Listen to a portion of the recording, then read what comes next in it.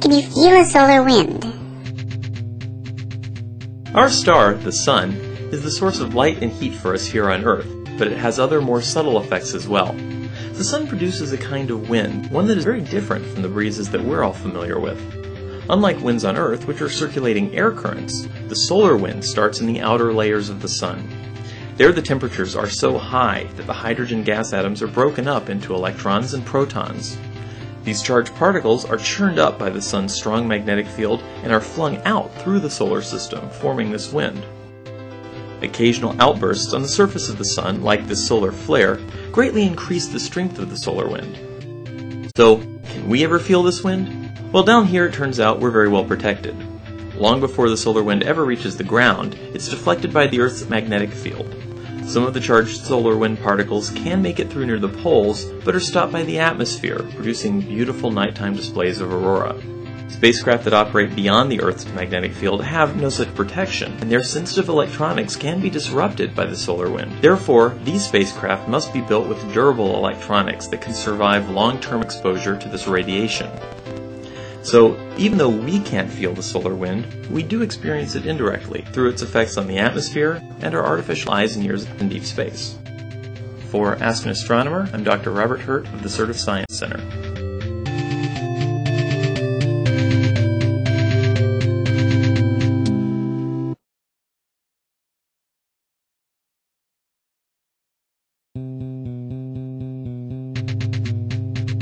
Do other solar systems exist?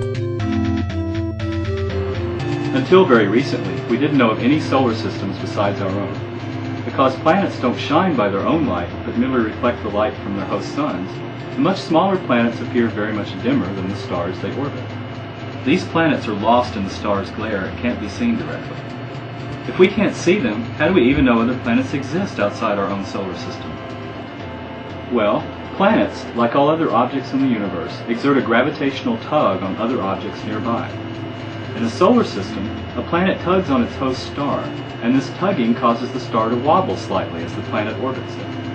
Astronomers use powerful instruments and telescopes to monitor nearby stars for possible wobbles. To be more exact, imagine the star and its orbiting planet as a very lopsided dumbbell.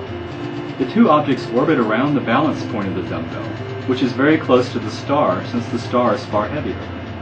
The planet orbits the balance point in a wide circle, and the star in a much tighter circle.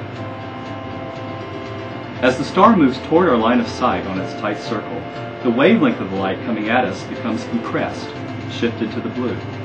As the star moves away from us on its circle, the wavelength of the light gets stretched out, shifted to the red.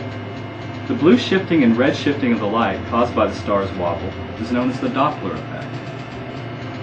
So, even though we can't view the planet directly, we can detect this Doppler effect in the star and reveal the presence of the planet itself. Using this technique, astronomers have detected planets around many dozens of nearby stars. For Ask an Astronomer, this is Davey Kirkpatrick of the Infrared Processing and Analysis Center at the California Institute of Technology.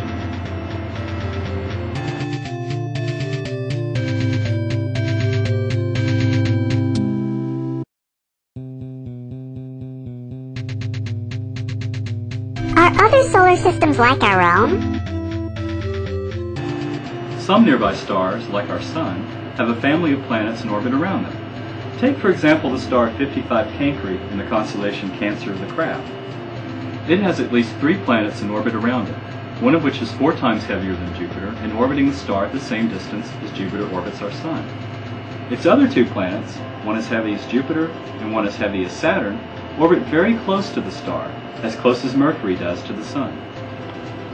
The star Upsilon Andromeda in the constellation Andromeda, the chained maiden, has its own family of at least 3 planets. Unlike our own solar system, however, Upsilon Andromeda has a second star in orbit around it. This other star lies about 20 times further away from the main star than Pluto lies from the Sun.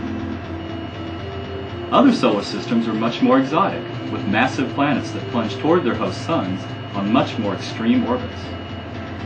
The star HD 80606, for example, has a planet 4 times heavier than Jupiter, which travels on a very unusual orbit, plunging 10 times closer to the star than the planet Mercury orbits the Sun, then swinging wildly out to a distance equaling that between the Earth and the Sun. Even though astronomers are uncovering an exciting variety of solar systems around nearby stars, one ultimate goal still eludes them: finding a planet like the Earth. We're not able to detect any Earth-sized planet with current methods, but planned NASA missions are being constructed to uncover other Earth-like worlds. Stay tuned. For Ask an Astronomer, this is Davey Kirkpatrick at the Infrared Processing and Analysis Center at the California Institute of Technology.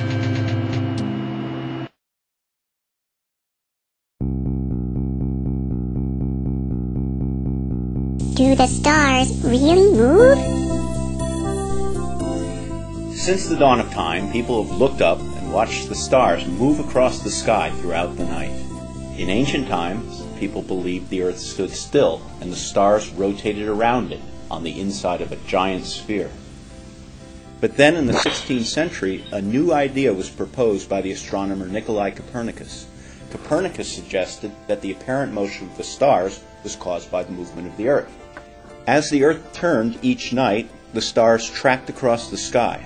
And as the Earth moved around the Sun, the nighttime constellations, those we can see at night in the direction away from the Sun, also changed. Well, that seemed to be it. It was clear that the movement of the stars overhead is an illusion. But then, in 1718, astronomer Edmund Halley looked at the position of several stars that had been recorded by the ancient Greek astronomer Hipparchus of Rhodes. Halley realized that the stars had moved a little bit relative to each other since Hipparchus had measured them nearly 2,000 years earlier. It wasn't until the 20th century that this all started to make sense. Now we know that we live in a galaxy. Stars in all galaxies actually race around a central core like race cars speeding around a circular track. Our Sun moves at over 160 miles per second and takes over 200 million years to go all the way around the galaxy. Since the Sun's birth, the Sun and Solar System have done about 28 such high-speed laps, always keeping up with the competitors. We can't see this motion because the stars are so far away. It's the same as if you look at an airplane.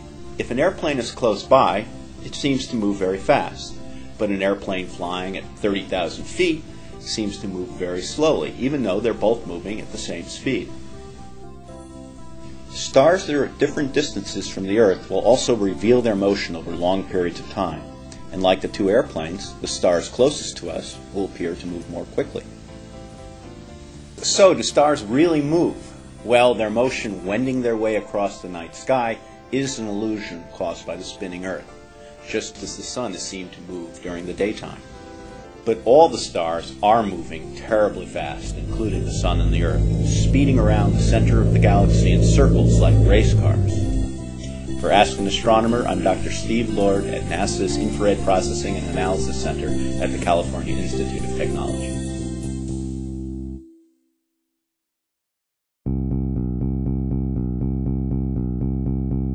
What is a redshift? Astronomers often use the term redshift to describe how far away a distant object is.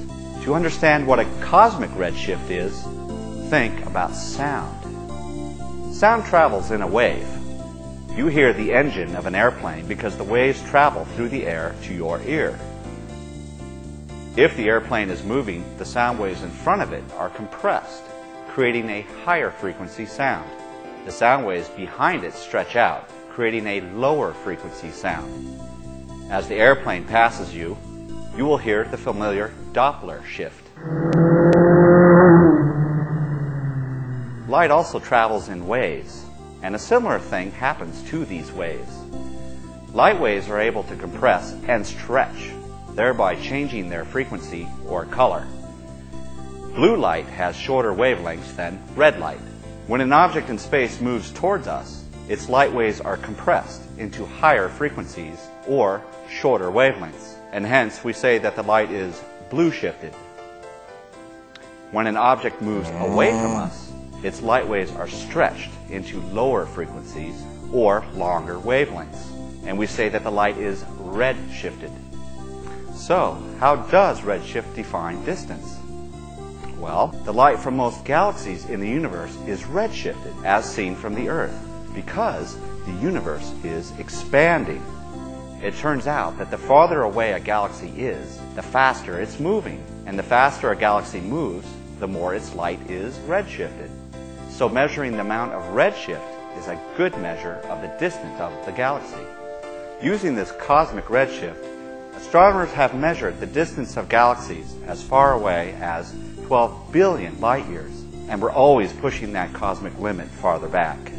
For Ask an Astronomer, I'm Dr. Tom Jarrett at NASA's Infrared Processing and Analysis Center.